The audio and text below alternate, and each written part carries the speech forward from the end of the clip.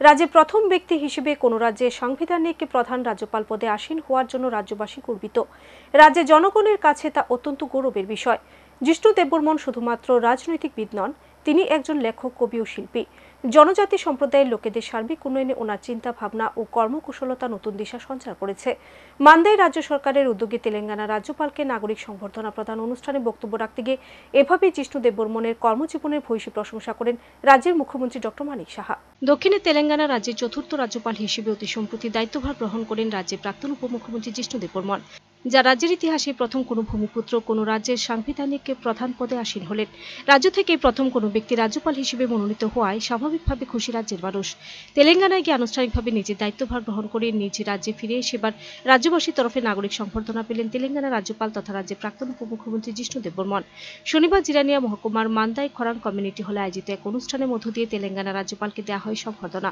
তাতে প্রধান অতিথি হিসেবে উপস্থিত ছিলেন রাজ্যের মুখ্যমন্ত্রী ডক্টর মানিক সাহা। এছাড়াও ছিলেন রাজ্য বিধানসভার উপাধ্যক্ষ রামপ্রসাদ পাল, মন্ত্রিসভার সদস্য সুশান্ত চৌধুরী, প্রণজিৎ সিংহ রায়, বিকাশ দেববর্মা, শুক্লাচরণ নোয়াতিয়া, অনিমেষ দেববর্মা, শান্তনা চাকমা, রাজ্যের মুখ্য সচিব জে কে সিনহা।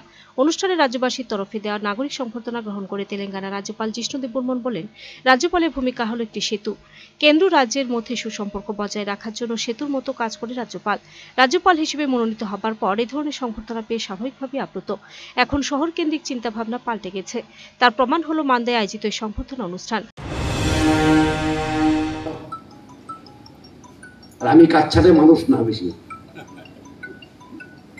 অন্যজনে পছন্দ করে না আমাকে, কিন্তু আমি এই কাচ্ছাট করতে বেশি পছন্দ করি না। যা মনে আসে তা বলে দেই।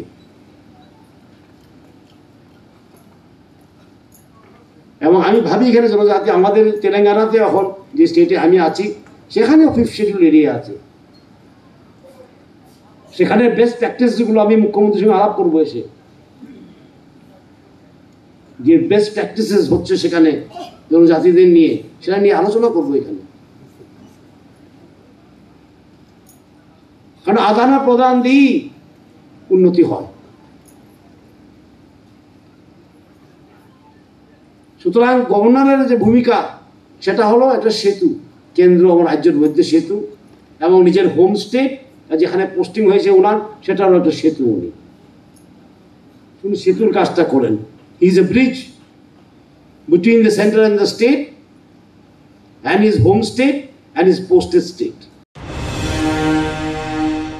নাগরিক সংবর্ধনা অনুষ্ঠানে বক্তব্য রাখতে গিয়ে তেলেঙ্গানা রাজ্যের রাজ্যপালের কর্মজীবনে খানিকটা চিত্র তুলে ধরে রাজ্যের মুখ্যমন্ত্রী ডক্টর মানিক সাহা বলেন, সমাজের বহুমুখী ক্ষেত্রে ওনার সৃষ্টিশীল অবদান নিঃসন্দেহে সবাইকে গৌরবান্বিত করেছে।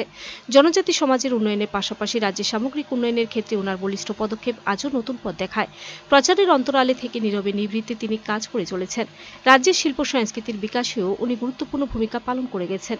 এই অঞ্চলে শিল্পকলার চর্চা ও প্রসারে ওনার ভূমিকা দীর্ঘকাল অনুপ্রেরণিত করেছে এবং ভবিষ্যতেও করবে বলে প্রত্যাশা। রাজ্যে প্রথম বিজেপি সরকারের মন্ত্রিসভায় যিনি একাধিক গুরুত্বপূর্ণ দপ্তরে দক্ষতা ও নিষ্ঠার সাথে কাজ করেছেন। ওনার সুযোগ্য নেতৃত্বে বাধারঘাটে স্থাপিত হয়েছে বিজ্ঞান গ্রাম। খেলাধুলার ক্ষেত্রে ওনার অবদান অনস্বীকার্য। রাজনৈতিক ও প্রশাসনিক কাজকর্মে তিনি যে দক্ষতার পরিচয় রেখে গেছেন তা তেলেঙ্গানা রাজ্যের চতুর্থ রাজ্যপাল হিসেবেও দক্ষতা, সৃজনশীল ও নিষ্ঠার বুদ্ধিমত্তাকে কাজে লাগিয়ে সেই রাজ্যের সার্বিক উন্নয়নে বলিষ্ঠ ভূমিকা গ্রহণ করবেন বলে প্রত্যাশা। রাজ্যপাল হিসেবে সাংবিধানিক দায়িত্ব পালনের পাশাপাশি ওনার দূরদৃষ্টি দেশ ও রাজ্যকে সমৃদ্ধ করবে বলে আশা ব্যক্ত করেন মুখ্যমন্ত্রী।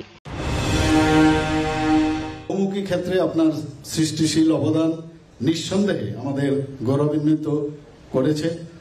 জনজাতি সমাজের উন্নয়নের পাশাপাশি রাজ্যের সামগ্রিক উন্নয়নের ক্ষেত্রে আপনার বলিষ্ঠ পদক্ষেপ, যা আজও আমাদের নতুন পথের দিশা দেখায়।